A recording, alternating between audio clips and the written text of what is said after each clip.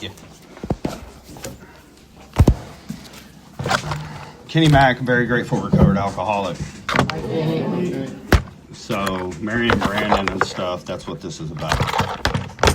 Because I got to see you at your worst. And then I see you on the other side. Marrying your wife, you know, taking those vows, stuff like that. You don't get to see a lot of successes. It's not that I make the success, that's between you and God, you know. But at the end of the day, if you're working this program and you're not sponsoring people, please do. Because that's where it's at. Sorry, I inhaled a lot of dust today. I'll hold the mic. How about that? Is that better? Yeah. Okay. I feel like I'm at a rap concert. I can't rap. Just don't break that. I'll break a hip if I break it. I have a surrender date of October 28th of 2018. And for that, I'm truly grateful. Where do I start? The beginning. I have to cover a lot of ground. We've been here for 3 hours. Start there. Well, I grew up in Odessa. I'm Odessa brat. Did the Permian high school thing, Friday Night Lights, all that stuff, and hated it. Hated my childhood, hated everything about Permian and the politics and the big school and football and all that crap. I played football because I was forced to, and I didn't like it. And I had a dad that's drug addicted still. I have a older sister that is facing 10 years and can't complete 6 months of probation without being on the run. And says the AA didn't work for her. But I asked my mom, I said, did she ever make amends to you? No. I said, well, step 9's out the window, and I'm pretty sure she didn't sponsor anybody. See, we can't pick and choose what we want to do. This is not a buffet. We have to do it all. And I pray for her and my dad every night. And hopefully I'll see him in one of these seats one day. I have a mother that is pretty Bible thumping. And she stuck with my dad for 30 years because she thought that was the right thing to do. When we were moved and grown and we were out of the house and she finally left him, I was thankful because he could have made her just as sick as him, and at times did. I've seen a lot of toxicity, a lot of fights, a lot of things getting broken, and I had to grow up at a very early age. I'm sure. I remember picking my mom up after she got thrown through a glass table at 9 years old and cleaning her up and putting her to bed. And then cleaning up the house so my sister and her friends wouldn't come the next day that were coming over, that they wouldn't see the mess that my dad had made. I never had friends come over to the house because my dad was always smoking pot, and I was embarrassed. I was a loner for a long time. I felt different than anybody, and I just felt like I didn't fit in with anybody. There was always this chaos, this mental anguish, this fear and doom over me, and I know why now. But my mom always said that I said I was going to break the generational curse. I thought I was just never going to drink or drug. I did that. But I had an uncle that's 30 years sober in this program, so he showed me a lot of hope. I had a grandpa that got drafted by the Pittsburgh Pirates out of high school to play professional baseball, and he threw it away and had wet brain and killed my grandmother 9 days before Christmas when my mom was 8 years old. So to say it's genetic, I would say, yeah, it's very genetic. My mom's had a lot of tragedy in her life, but the cool thing about it, she's never lost faith in God. And that's where that's where I strive to say that I get my faith today. If she can believe in God and she can be happy, why can't I? Because I didn't have it as bad as she did. As bad as you think you have it, there's always somebody that's got it worse. I promise you. That's what I look at today.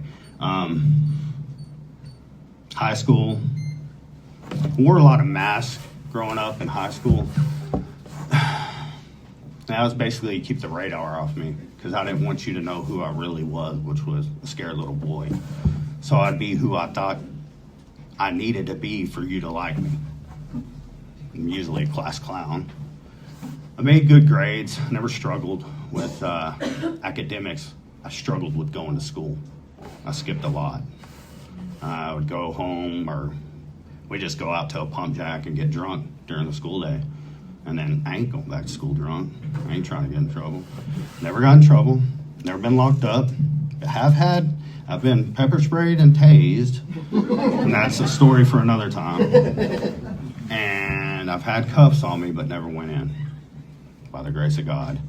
And I look back today, and I always thought I was lucky. That's just God saving my butt numerous times.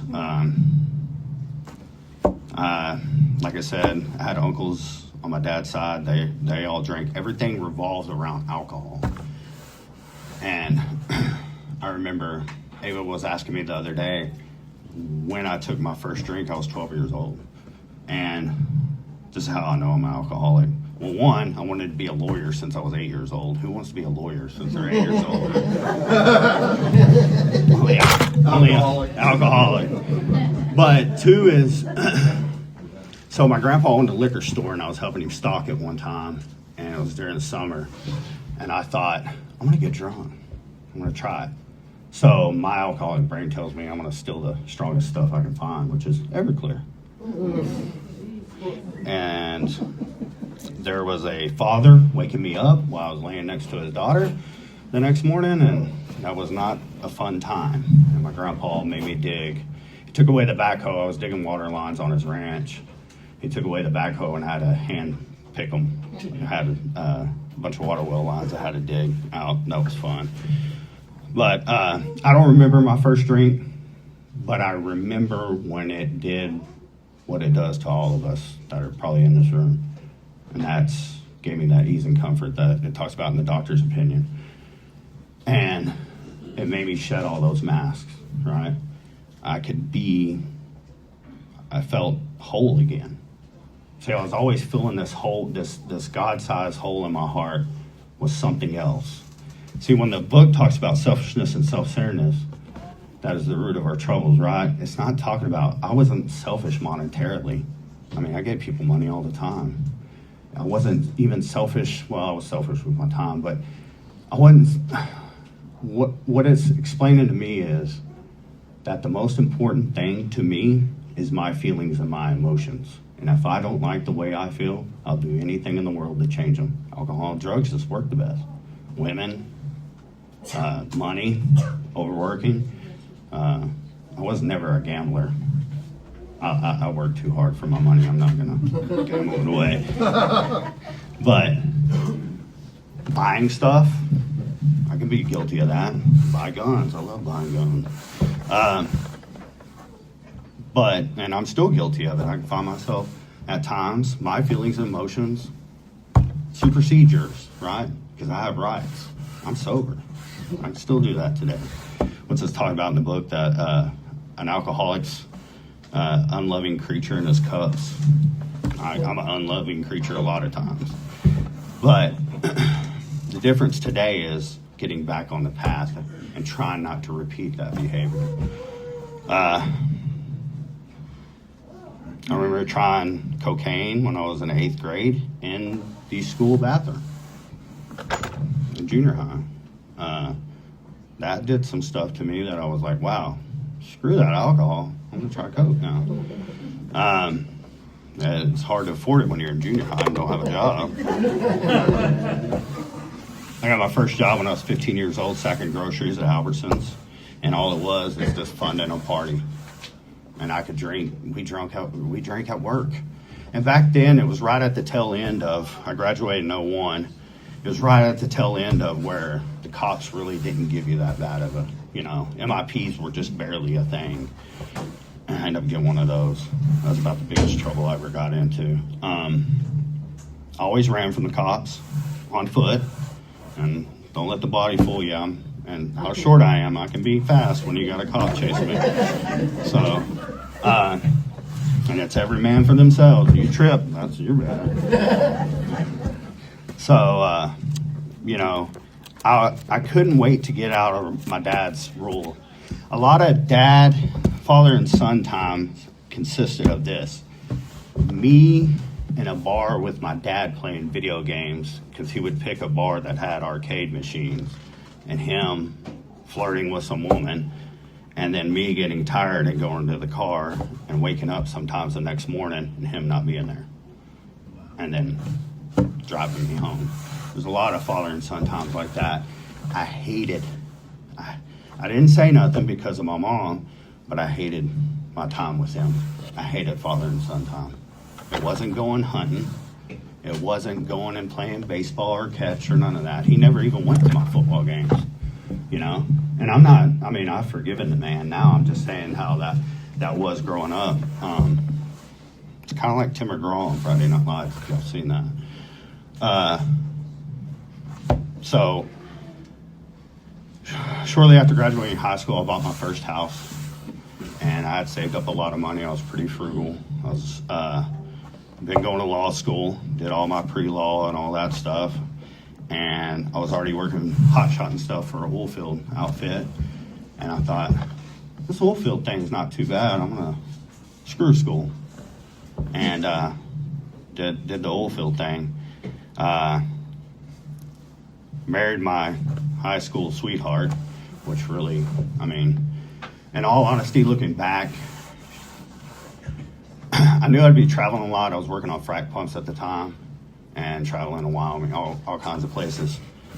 And I knew I could trust that she wouldn't cheat on me. She spent a lot of money. She wouldn't cheat on me. And with the women I ran around with, that was a rarity. So I married her. We were 21.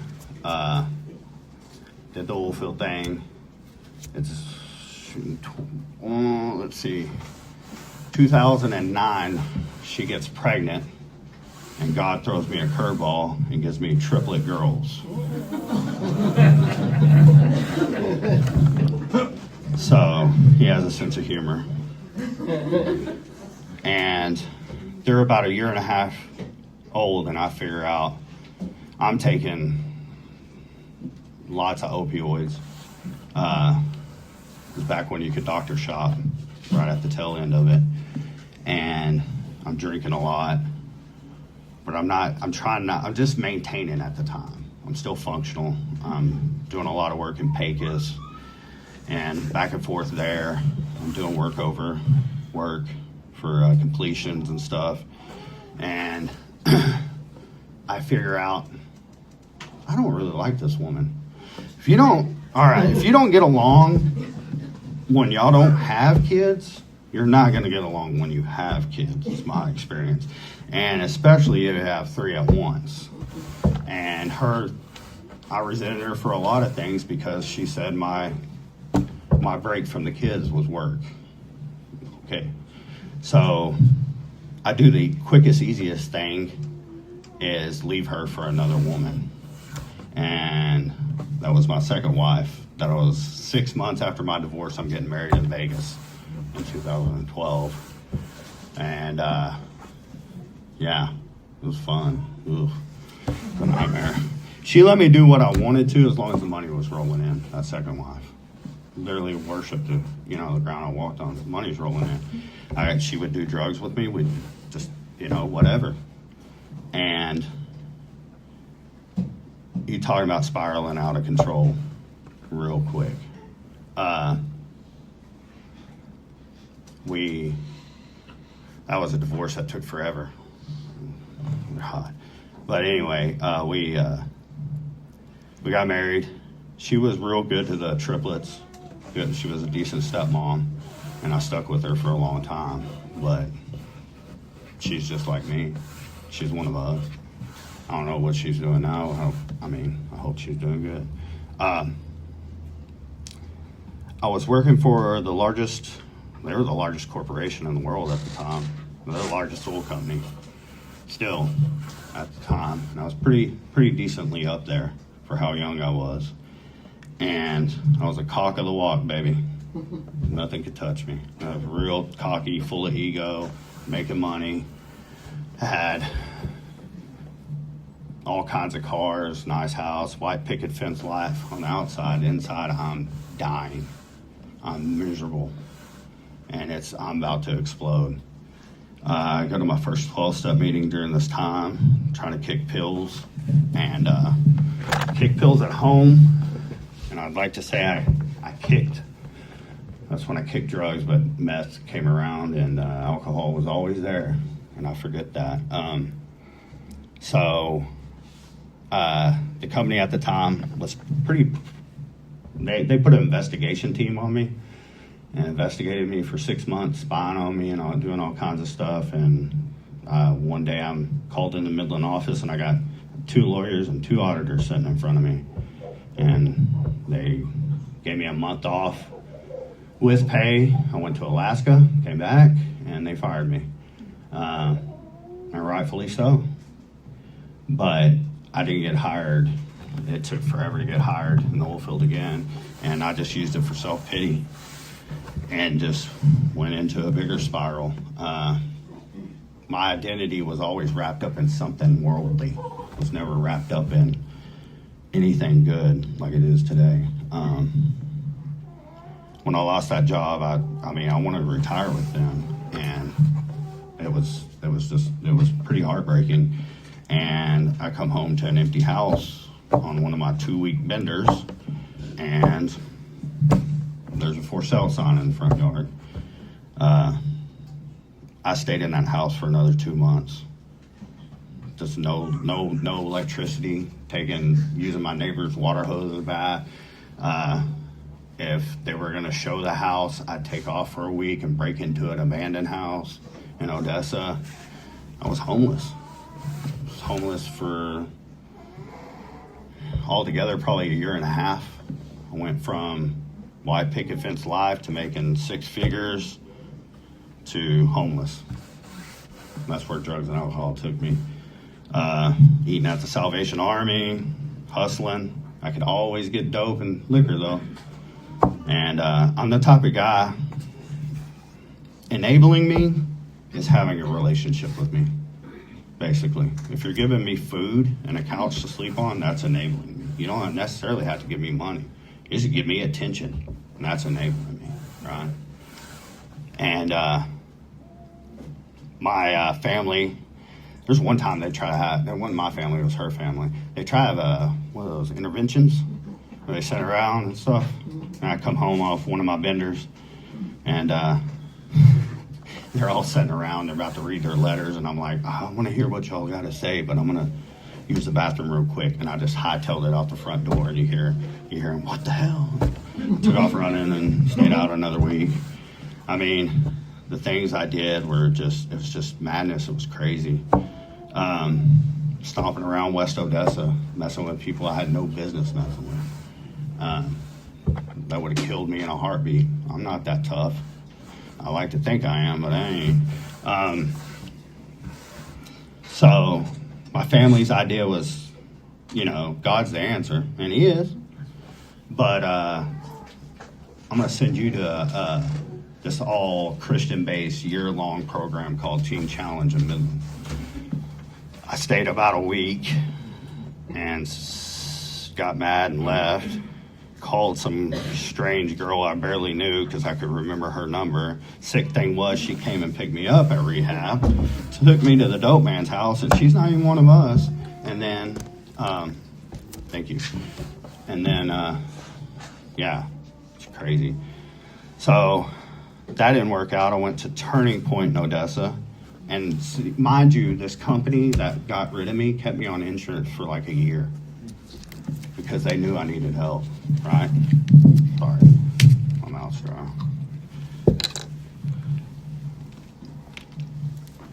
So I'm sitting at Turning Point. I'm like, man, this is kind of state funded. This ain't to my homeless liking. So what I'm going to do is I'm going to leave, go back to that abandoned house, get screwed up, and then I'm going to go to Passages in Malibu because I got good insurance. I didn't go to Passages in Malibu. That was the first time I stayed out another 2 months. It was a couple months, and I called Springboard in Midland, and they're 12-step based. That was my first run there. Mind you, I've been there 5 times. in a span of 2 years. Go there, get my, I stay. I'm a model client. I manipulate. I tell them what they want to hear, all that stuff. Go out, not even work a 4-step. And I'm miserable. They say there's no greater pain. To me, there's no greater pain than sitting in a meeting, hiding out in AA, and not working steps and being a true, real deal alcoholic, and just miserable and ready to explode, white knuckle. It sucks. So that was my first attempt at treatment. Went sober living for a month. Got a job offer to go to New Mexico. Went to New Mexico chasing money. New Mexico, cool thing. Well, I thought it was cool back then. They sell liquor on Sundays in every store till midnight. It was horrible. And started drinking. Then meth comes back, and I'm just off to the races. Just going crazy. And then I go to treatment again. That was probably 6 months later, if even that. And all I can ever make it without working a program is 90 days. 91, I'm screwed. I'm going to drink on 91. And so I go out, go back several times. And I'll talk about this last time. So I had met this girl in San Angelo, and she needed to learn how to deal with me, and went to Al-Anon, and thank God for that. And in all honesty, Al-Anon saved my life. And had been to, my mom was living in Phoenix at the time. My stepdad was just had a stroke, and I had completed IOP. If y'all don't know what that is, it's about outpatient therapy. After treatment, you go do that for 6 weeks, 9 weeks, whatever. I got like 90 days sober, and I went and got a haircut and got drunk and then the next day I wake up. I didn't wake up with a hangover. I woke up with the DTs. And mind you, I've been sober for 90 days, but I had the shakes. I couldn't keep nothing down. And I'm thankful for that. That was like a God thing. Looking back, that was a spiritual thing. I was thankful for that. I went back, same liquor store, and she knew it. She FaceTimed me from San Angelo. I'm in Midland at the sober house drunk. And she's crying. Of course, what does she do? Narc me out. And yeah, I needed that. And calls my counselor. And they breathalyze me, and then I don't remember anything. I just black out. And my justification was I wasn't doing drugs. I'm just drinking. I'm a drug addict. I'm not a drunk. So 3 days later, I wake up in a field way out in Midland, Texas. It was in between Midland and Odessa, in a mesquite bush with... I'm already turning yellow. There's vodka bottles and all kinds of crap all next to me. So I was going back and forth somewhere, walking, because I don't have a car because I'm a broke ass. And I couldn't even buy a gumball, really. I bought, alcohol. But I would blackout drink these last go-arounds. And I woke up. There's bloody throw up all around me. There's mosquitoes. It's October, but it's warm. There's mosquitoes. I look like I have chicken pox because I have so many mosquito bites up and down my body. I looked horrible. I remember the nurses, "What's wrong with you? What'd you do this time?" And because I'm a guy, I'm ashamed when I relapse. I don't want to go hang out with people and talk to them on the phone and do all. No, I'm full of shame. I'll turn my phone off. You had to send out a missing persons bulletin for me, and I turn my phone on and call her. And it's like 4 a.m. and I'm starting to withdraw, and I say, "Come get me," and she's like, "No." And I've threatened everybody that if they come get you, I'll kill them. And she said one of my friends was actually starting this car to come find me and stuff, and she She threatened him and everything. One of my friends gave me a bottle of water, and she was mad about it 2 years later after I was sober. She was still mad about it. So she had been to Al-Anon, and they told her to quit enabling me, and I'm grateful for that. I was yellow, jaundice, my eyes were yellow, feet were swollen, had blood coming out of both ends. I was dying. And alcohol. I only drank alcoholically for 2 years like that. I was drinking about a half gallon to 2.5 gallon of vodka a day. And I went to the hospital because I knew, well, first, I take off walking to the store, and it was too early because I had to fight off withdrawal. It was too early to buy liquor. So the last thing I drank was 6.4 Locos. Makes me want to throw up thinking about it now. They were heavy on the stomach. And just to fight the DTs off. And I remember walking under this Loop 250 overpass. And I don't have a gun on me. I don't even have shoelaces in my shoes. I had like shoes with no shoelaces. Nothing to end my life, but I'm so miserable and so ashamed. I want to end it all. And I think to myself, well, I can jump off that overpass head first, but I've survived so much crap. I'm like a cockroach. I'm probably going to survive this, and somebody's going to have to wipe my ass for the rest of my life. And I'm tired of being a burden to people, in all honesty. And I don't know if it was the voice of God, an intrusive thought, or whatever, but it was, why don't you go and do this? Get to step 12, give it 6 months, and see what happens. See, I'm a firm believer that we do have willpower. God gives us enough grace and willpower to get through those steps.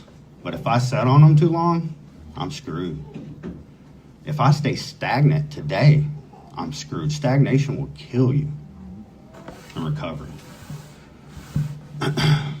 There's a line in another book that says, those who have more will be given. Those who have less, more will be taken away. Meaning, if I stay stagnant, I'm doomed. Mm-hmm. So, I decide that. So I go to the hospital because I know my BAC is too high. I had a high tolerance for things, and that's not bragging. I'm not glorifying anything. There was one time I had a 0.67 alcohol BAC, and I was still walking around. And I'd start withdrawing at 0.35. And so I knew, and the treatment center would only take me at 0.25, so I knew I'd be over. So I walked to the hospital and did the whole thing again. And this time it wasn't, I remember my counselor that she called told me I'm a effing idiot. She probably shouldn't have said this to me, but I'm going to say it anyway. I'm an effing idiot, and I'm dragging that girl through the mud, and I'm going to lose everything, every relationship that I got, because that's all I have left is relationships. And she's so mad at me, she could beat my head against the wall and then kick me out of her office. They were tired. It's sad when a treatment center that takes your money is tired of your crap. I was using them as a crutch. I used them before to duck child support, or duck this, duck that, duck the outside world. I didn't even want to make phone calls when I was in there. I didn't want phone passes. I mean, it's a vacation. I was telling Emily one day, I was like, man, my work phone was ringing off the hook, and I'm like, man, I'd go to rehab again, not to relapse, but to get rid of this phone for 30 days. But this time I'd tell jokes and stuff. I mean, I'd have fun in there, 3 meals and a nice place to stay and some entertainment. But this time it wasn't fun, and I didn't want to be there. And they were talking about sending me to Senecor or something. They didn't know what they were going to do to me. None of the sober livings in West Texas would take me anymore.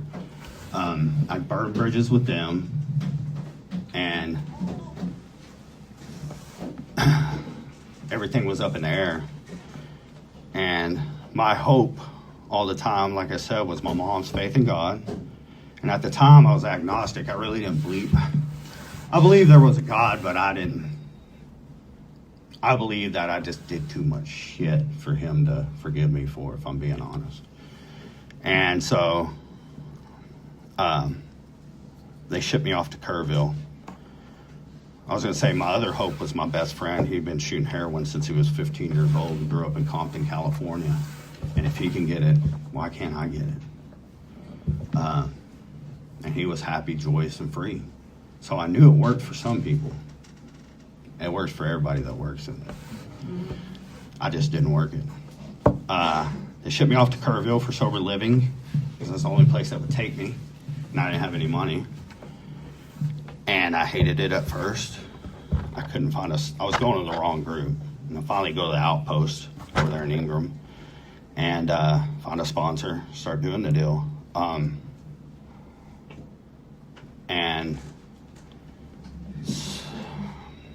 45 days sober, I am miserable. I just made amends.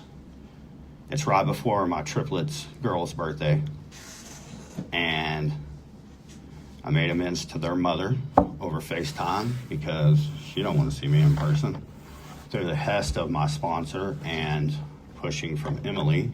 And she had come down to visit me, and that relationship was hanging on by a thread. And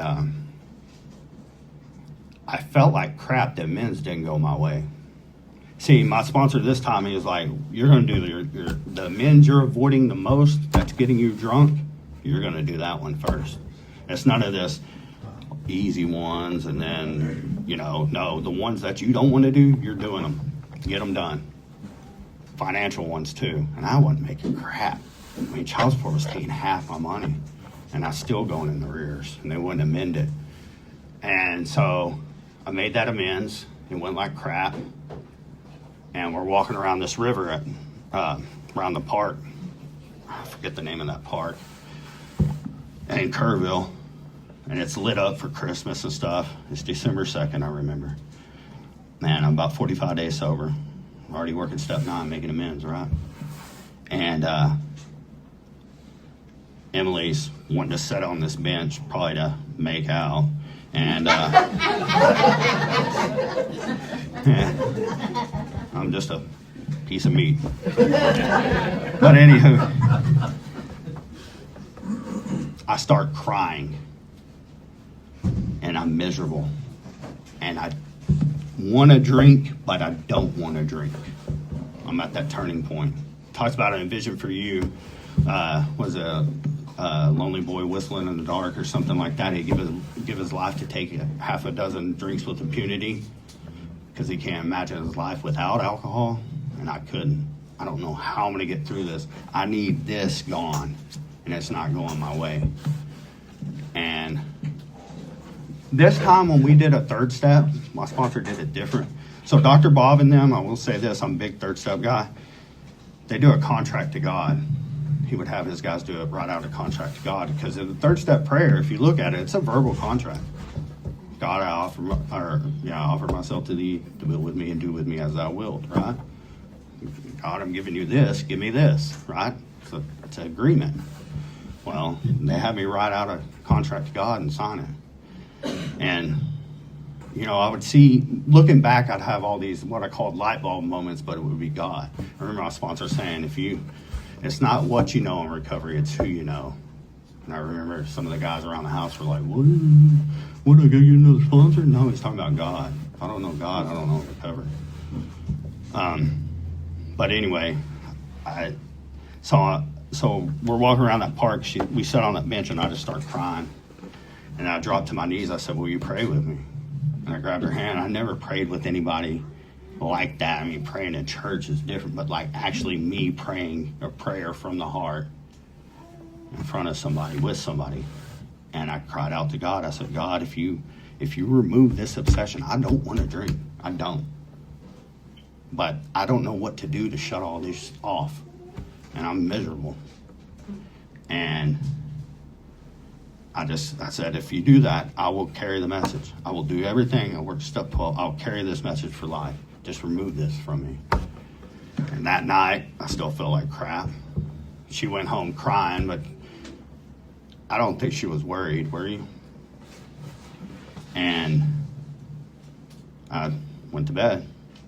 And the next morning, there's a part on page 56 that talks about a minister's son that was an atheist that questions God, and then a thunderbolt, like the Holy Spirit, hits him, right?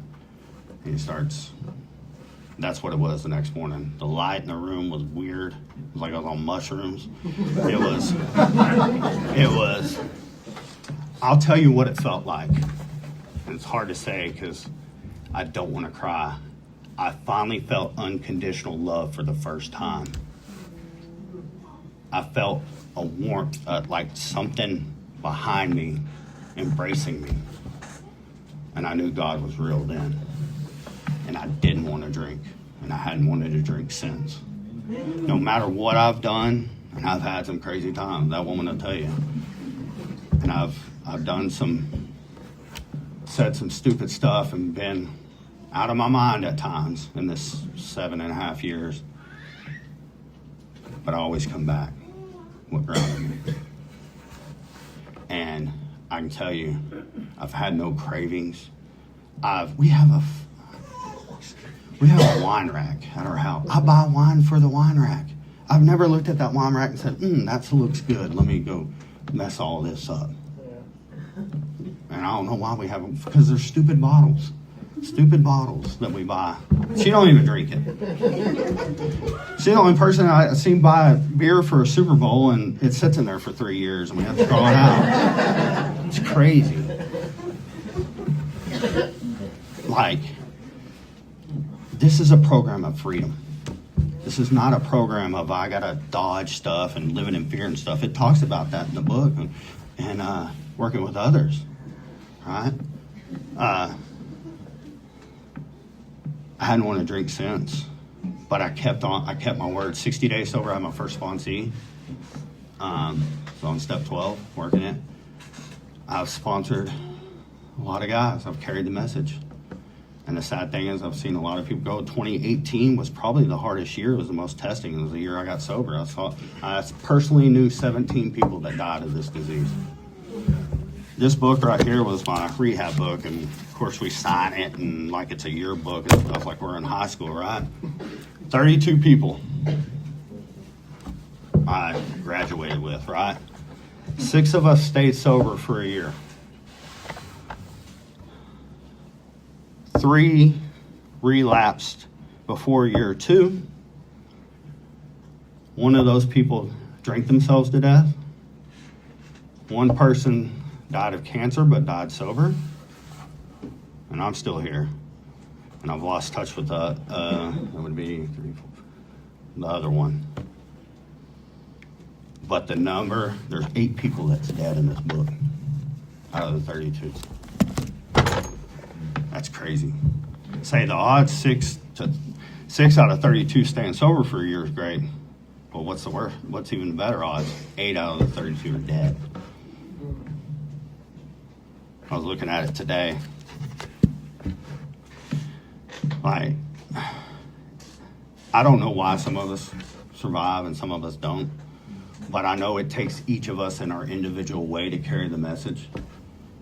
And the people that are struggling in here that haven't carried the message yet, there's that one person that you can touch out there that you need to carry the message to that's waiting on you. And only you can reach them.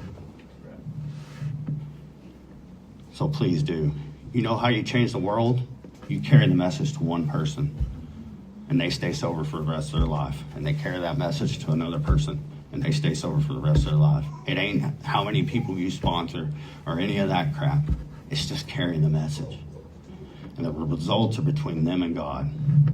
You don't have the power. You can't screw this up.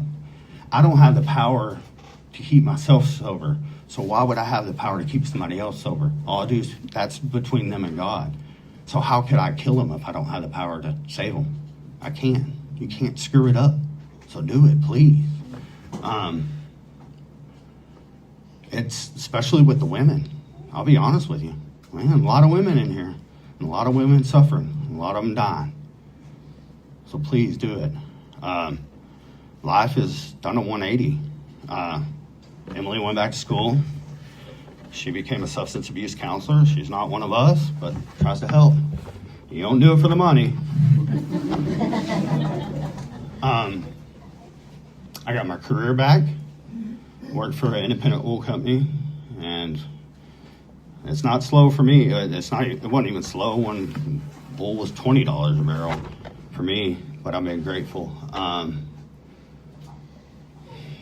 got friends. I got my best friend. I got to marry him. One of the most special times was marrying them two last weekend. I got to carry the message to this guy, and then he's going to get married, and he's kicking butt and taking names. To my sponsees out there that are kicking butt and taking names, thank you. To the ones that are still out there struggling and have passed away, I pray for y'all every night.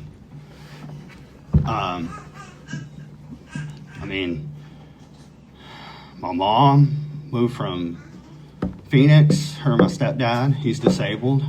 They live with us. I have a running joke that I live with my mama. So we help take care of them. They help take care of us. We're about to move, get some land, be little farmers. I got told I'm getting 2 goats and a miniature donkey. Life is great. It's all about the relationships, right? And that's what I have today. I would say, I'll be transparent. Those triplet girls, they're not in my life. They don't want to be. And I don't tell y'all that to pity me. I don't need y'all's pity. I tell y'all that because that's the power of God. Wife or no wife, job or no job. If it was dependent, if my sobriety was dependent on them being in my life, that would be on human dependency. I'm dependent upon God. I have to be accepting of that. The most selfish thing I did was abandon them when they were kids. What's the most selfish thing I will do today? Force them to be in my life. They have a good stepdad. They have a good, they have a good mom. And I still pay my child support, pay my back. I still do the things I'm supposed to do. And those were a hard couple of years. My first couple of years in sobriety was not trying to force that back. And I've just been accepting of it. And if they come back in my life, great. I hope they do. I pray for it every day. But if it don't, I got to be okay, right? Me and Emily got married in 2020 on leap year day. She picked it. The cool thing, I will say this last year, I had a new Mrs. McKenzie enter my life. And it wasn't through marriage. Well, kind of, I guess. I got to adopt my stepdaughter and make her. And all the stuff, she didn't replace the triplets, but God worked out a cool deal of like all the stuff that I missed with them, because it wasn't the shit I did. It's the shit I missed. The simple things, doing homework with them, taking them to school. All those dad things I didn't get to do that I took for granted, and still sometimes take for granted today when I'm tired and irritable, if I'm being honest, I get to do with her. Father-daughter dance, I was more excited than she was. I was all 3-piece suit and everything. I get to do that with her, and it's a cool thing. And she favors my kids, blonde hair, blue eyed. So my life's great today. And I can tell you with a surety that I hadn't wanted to drink or a drug, no matter how bad it's gone. And stuff's going to happen. People are going to... It's life on life's terms. But if I'm living life on God's terms, everything will work out. I'll stay sober. I promise you. That's all I got. Thank y'all.